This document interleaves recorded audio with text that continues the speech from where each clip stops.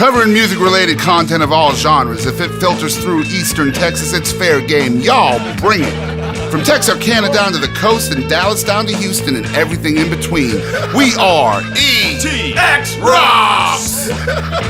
Hit the brakes! Cut! Ladies and gentlemen, welcome to a brand new episode of the ETX ROCKS Show with Boston Chris. Guys, we're super excited this week. We're out once again at Studio 333 in Bullard, Texas, Malden Productions with Chad Malden. He's sitting in with us once again on this episode. And we're talking with somebody that he's very knowledgeable about. He's worked with this young lady in getting her EP released for early next year. She's all the way from Tyler, which I guess is like 7 minutes down the road. So she had a long way to go for this interview. Traveled far away. Of course, we're talking with Heather Harper today. Hey. All right. So Heather is the first time on our show, and we're super excited to have her. She's a pop artist here in East Texas, and you don't hear about too many pop artists in East Texas. So, of course, we wanted to jump on that right away and find out her perspective on the pop music scene in East Texas. So we'll be right back after this message from Chad Malden of Malden Productions right after this.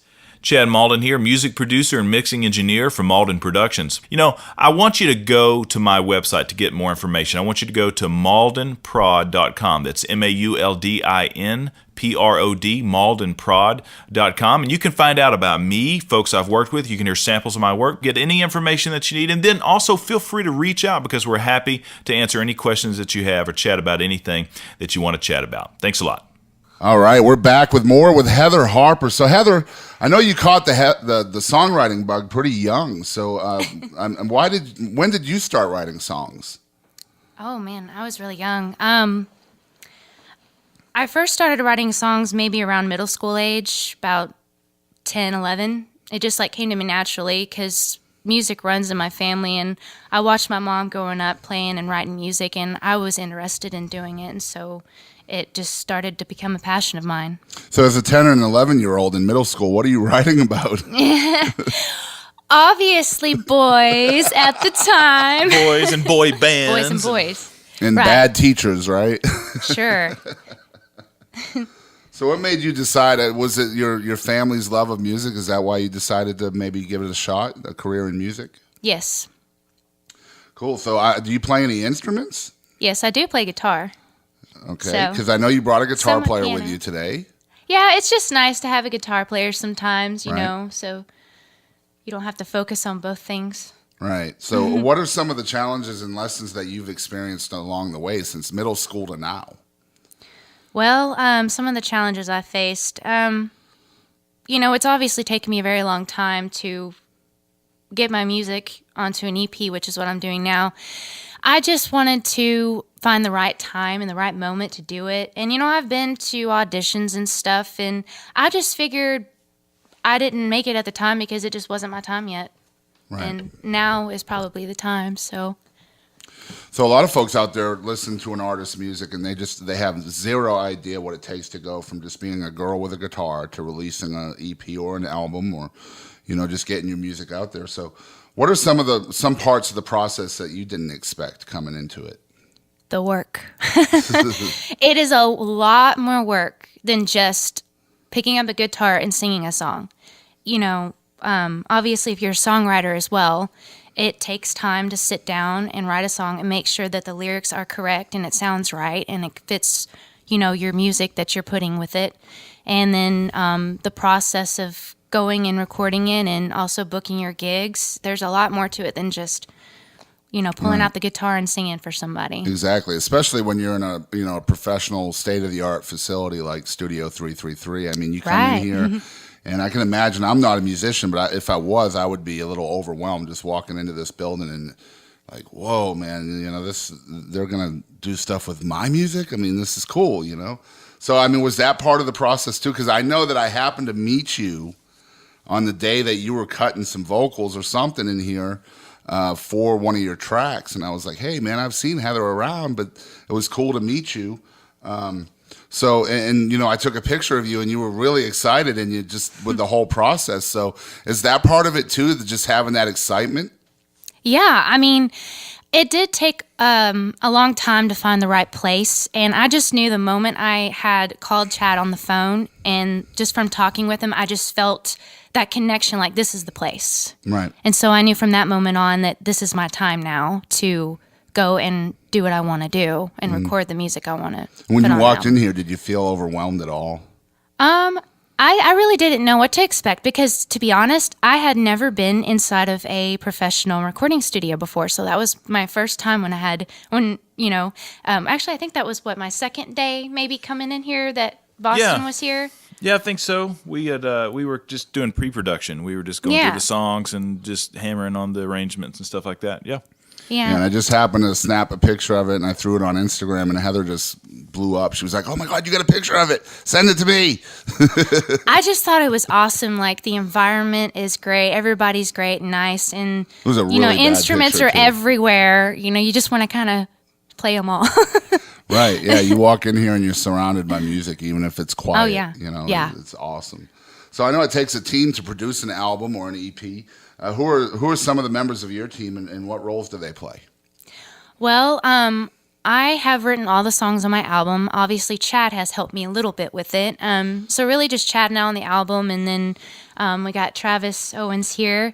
He has been with me for the past month playing around gigs and stuff. So that's pretty much all on the team right now. And is that something that you just started, playing gigs out there and trying to get your name out that way as well? Yes, I just was waiting for the right moment for that as well. Right, because I found that very interesting. What made you decide to go the uncommon route of recording a record almost before building a fan base through the live show circuit?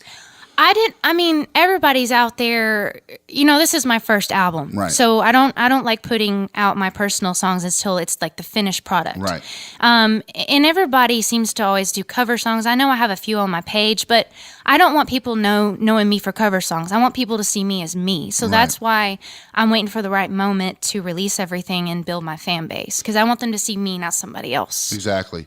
I just found that really unique. A lot of folks are out there and they're playing for years and years and years at live shows before they even consider, recording their own music. And you're almost doing that backwards.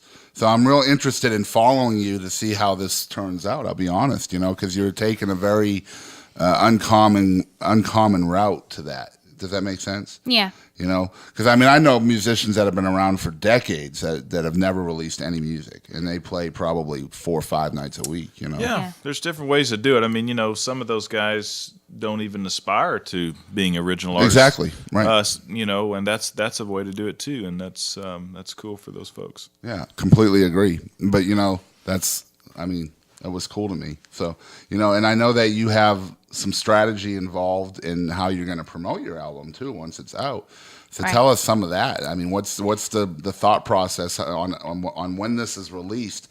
How do you plan on promoting it? Well, my plan is I want to release a single first, which will be Moonlight, before I release the full EP album. Moonlight will be on that. Right. That's kind of giving people an idea of who I'm going to be and what the album's going to be like, and I'm going to do a music video as well. So people will get to hear a song from it way before it's released in February. So that's cool. We'll just see how that goes. And are you going to push all the radio stations around? Oh yeah, here and I know a few people. So cool. So in East Texas specifically, country and rock are typically the most popular genres. And I know, you've been asked about why you wanted to be a pop artist before. I'm not going to ask you that because that's the typical question that everybody would ask you, right?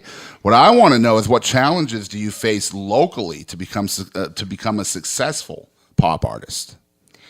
Well, as you said before, pop is new here in East Texas. What's mostly around here is country and rock. It's just kind of going and pushing these venues to bring pop out, know. And I'm not going to say yet, but I think I've already got a venue for my album release party. I'm not sure, but they are mostly rock music at their venue, but they're looking for new talent. I know what you're talking about. I think you know who that is. So, it it's would work just awesome pushing there, people. by the way. If it's what I'm thinking, it would work awesome. Oh yeah. And like I said, it's just pushing these venues to let them hearing your stuff and saying, "Come on, it'd be great to offer this to East Texas because I listen to pop music growing up. You know, I'm sure not the only one. So And there are other pop artists in the area, but they're almost hidden in the woods in a way because there's just no way currently to get their sound out there. There's not a venue. There's not, a local radio station that covers that stuff. I mean, there's local radio stations, but they don't play local pop music. Yeah, the country radio has support mechanisms for, regional music, and I think you're right. I don't think that sort of mechanism's in place for pop music. Exactly. So maybe Heather Harper is what changes that. Maybe locally. so. You just never know. Never know. So a follow-up question to that one would be: do you picture yourself almost being forced to move to a more populated area like Dallas or Houston, or maybe even further out to be heard more, or do you think it's even possible to become a successful pop artist in East Texas? I've talked with, we were just talking with my family about this. If we were given the option to have to move, I think if it came down to it, we would. But I am pushing to get pop more here in East Texas because there's other artists just like me who I feel, are wanting the same thing. And I think just it takes that little push to maybe be successful. And what do you think here. you would have to do to get noticed, not just yourself, but an entire genre of music here in the sticks? I think just, keep putting yourself out there and going around and playing and just stay in with your connections, and just be honest, and you shouldn't have a problem. Well, there's some precedence for it. I mean, who is it? Is it, what's the band, Isley? That, they've been out on tour with Coldplay and all kinds. They're right from Tyler, so there's some precedence for that. Elizabeth Ashley, if you remember her from a couple of years ago, great. played at the awards, and she's a pop artist, and she faces the same challenges that you do. And that's why I like to have folks like you on that are not country, not rock, because I'm a huge all-genre person. So, I want to know what the struggles are. I want to know as a fan what I can do to help people like Heather Harper get her sound out in that genre of music, because it's not just pop, it's every non-country and every non-rock genre, whether it's rap, hip-hop, bluegrass, folk. And, Chad's dad is in a very well-known bluegrass band. They face the same challenges that you do. And it's not even close to the same style of music. Yeah, and they play a lot. I mean, they've been together for 20 or 25 years, and I mean, in their peak, they were playing, three nights a week. They're 4 legendary nights a week. folks, and they've made it work just based on hard work. So, who's Heather Harper beyond the music? If you have spare time, what do you like to do? Coal mining. Do what? Coal mining. I don't know. I don't believe that one bit. Yeah, I like to go mine out in the back. No. Well, I am an only child. You and me both. Well, a little bit of well? Awesome.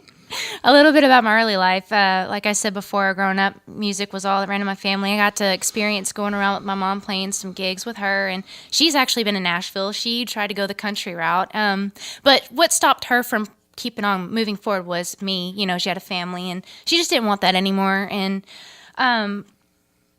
so, like I said, we got to go around playing gigs, and I've just always had a love for music, and that's always been my passion. And I've always had to keep putting that to the side because, with today's society, you have to work for a living. Mm-hmm. So right now I actually do photography work, and I have modeled before, and that's mainly what I did for work, and worked in offices and stuff like that. And now I'm just actually getting to do my dream and focus on it, and it's just so surreal, and I'm just very thankful that I'm getting to do this now. So how does your mom feel about the pop genre and herself being a country artist? Well, actually, my parents have supported me my whole life for that, and that's what they thought that I should always do, that my voice had always went better with. Yeah, I could sing country, but they just knew that I love pop music more because that's what I grew up listening to. Right. So we're going to be right back with our new segment called Rapid Fire. And Rapid Fire is sponsored by the Liberty Bell this week. And here's a message from Katie Kennedy over at the Liberty Bell. This is Katie Kennedy, the owner of the Liberty Bell, located in historic downtown Nacogdoches. We would like to invite you to come on down for our live music, our extensive menu, including our brunch menu available on the weekends, and excellent service. We're open every day of the week except for Monday. we've got live music every day and drink specials. So we'd love to see you in Nacogdoches. Come on down, tell them Katie sent you. All right, so we are back with Heather Harper, and she's going to do rapid fire with us. As you folks out there who have listened to every single show, I hope you're listening a lot. Rapid fire is basically a series of 10 very fast and rapid questions. A lot of the questions are either or questions that she has to pick one or the other. And this week, if Heather Harper does not answer these 10 questions in 90 seconds, she will slowly turn into Chewbacca. Oh. So are you ready for rapid fire, Heather Harper? Yes. All right, number one, would you rather work at Wayne Enterprises or Stark Industries? Stark Industries. All right, you just won $1 million. What's your first purchase? PA system. A PA system? Wow, okay. All right, popcorn or Pop-Tarts? Popcorn. Twitter or Facebook? Facebook. Uggs or Sperry's? Uggs. All right, would you rather eat earwax that tastes like chocolate pudding? Ew. Or would you rather eat pudding that tastes like earwax? Ew, I think I'd rather eat earwax that tastes like chocolate pudding. All right, would you rather play video games or go hunting? Video games. All right, you can only listen to one song for the rest of your life. What is it? Amazing Grace. Awesome. All right, so would you rather pee every time you stood up or would you rather poop every time you sat down? Oh, gosh. I would rather pee. All right, last question. You can spend the day with any historical person. Who is it? Elvis. Wow, that's a great answer. She's after my heart, Chad. Yep. She is. All right, so that was rapid fire with, and she doesn't look like Chewbacca. She's still Heather Harper, so that's great. So tell us again when your EP is going to be out. It's called Moonlight, right? In February 2017. Okay, and how many songs are going to be on the album? Shooting for about 5. Okay, and all produced by Chad Malden? Yes, sir. So tell us about your experiences working with Chad. What was that like? Great. Like, that's all I can say. Great. I mean, great guy. And I try to very get people smooth. to talk about Chad because Chad will never, ever talk about his own work. I don't know if you've noticed that. Well, I was just amazed at how quickly he picked up during pre-production my songs. Like, it was like that. And he was like, okay, here we go. Here's your song. Right. And the next time I came in, he already had everything ready to go. And we were ready to put in vocal work on it. So... Yeah, so we're talking. I would recommend it to probably anybody. February that's going to come out, and you know we'll obviously help you with that and try to get the word out on that as well. So you guys out there, make sure you're looking for that. Where can people find you on social media, the internet, and things like that? I have Facebook, Twitter, and Instagram accounts. Is it all Heather Harper music? Yeah, but when you search it like .com, it's /official Heather Harper. Okay. So you actually have a website as well? Yes. So it's officialheatherharper.com? It's official Heather Har, .wix.com /Heather Harper. Okay, I see that. And then I have a Reverb Nation as well under Heather Harper. Okay, and where can people find information about booking you? Is that all on the website? It's all on my website, yes. Okay, so I mean, obviously, you know, you'd want to play as many shows as you could to Oh, promote yeah. the album, right? Just because I love to do it. Yeah, so you guys out there, if you're looking for someone to perform at your venue, here's a good person for you to do that. Heather Harper, one of the only pop artists in the East Texas region, I would say, and a great pop artist at that. I mean, she's one of the only, but she's also great at what she does. Hopefully there's venues out there listening. I hope they are. Yeah. So make sure you check out Heather Harper. Once again, her webpage is officialheatherhar.wixsite.com /Heather Harper /bio. That's where we got your information. That's what's listed here. So once again, she's also Heather Harper on Facebook, on Twitter, and on Instagram. No Snapchat, right? Well, I have a Snapchat. Oh, no. boo. I'm hardly on it, Okay. to be honest. Then that's fine. You know, Cody Wayne has a Snapchat. Of course. I just got it because the filters are funny. Well, That's about it. I don't know. Like, I'll get friend requests from people with the whiskers and the dog noses, and I'm like, decline. I don't want that. What about you, Chad? Would you take those friend requests? My wife keeps it because the kids do all the funny stuff, and I just kind of look from afar and go, yeah, okay. Right. I'll let you do that. So last question, Heather, as a off-brand genre, pop music here in East Texas. Would you have any advice for kids and younger musicians that may want to follow that kind of track as well, whether it's a pop artist or hip hop, rap, anything that's not country or rap?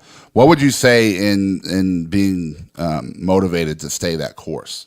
I say go for it. Just keep putting yourself out there. Keep going and doing like karaoke. I know it's karaoke, but that helps you build your confidence in front of people. And that's actually a little method I use before I go do a gig.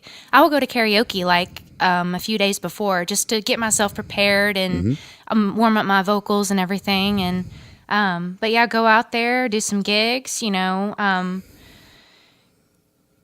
just find a studio that works for you, which is here, Studio 333. Right. Maldenprod.com for you folks out there that want a amazing producer. So once again, you guys out there, we really appreciate you guys tuning into the ETX ROCKS Show each and every week. It's because of y'all that we're making waves, not only in East Texas, but all over the country. We've got folks tuning in from New Zealand and Nashville and LA and New York and Australia. It's awesome to see. We're super thankful for everybody that tunes in, everybody who shares, everybody who likes. Keep on doing it because it's you guys that are driving the bus, and we'll just keep on keeping them coming. So you guys out there, remember to keep on supporting local music and ETX Rocks. We are ETX Rocks!